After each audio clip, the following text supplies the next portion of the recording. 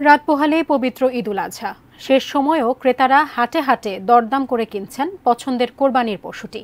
শেষ দিনে কেউ বলছেন দাম চড়া, আবার কেউ বলছেন সহনীয়। কোরবানির পশুর হাটের খবর জানব রবিউল ইসলাম রবির রিপোর্টে।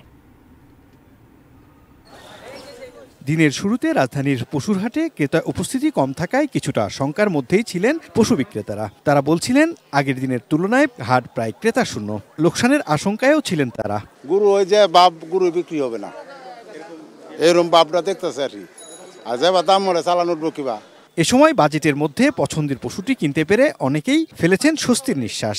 বাজার সহনীয়, উভয় পক্ষের ক্রেতা বিক্রেতা উভয়ের পক্ষে বাজারটা সহনীয় দাম। কোরবানির গরু তো যেটাই হোক, কোরবানির গরু দেখাচ্ছে কি ওটা সুন্দর হতে হয়, এটা সবার আগে পছন্দ। সেটাতে যেটাই হয়েছে আল্লাহ যেটাই দিয়েছে আলহামদুলিল্লাহ। তবে বেলা বাড়ার সাথে সাথে ক্রেতা উপস্থিতি বেড়ে যাওয়ায় ধীরে ধীরে পাল্টে যেতে থাকে পশুর হাটের চিত্র।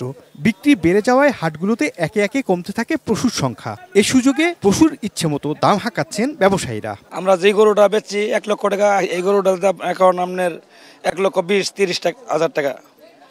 আর গতবার আপনার গরু নিয়ে আমরা অনেক টাকা নষ্ট খেয়ে গেছি, এবার আপনার গরু নিয়ে আমরা লাভবান আছি। রবিউল ইসলাম রবি, এটি নিউজ, ঢাকা।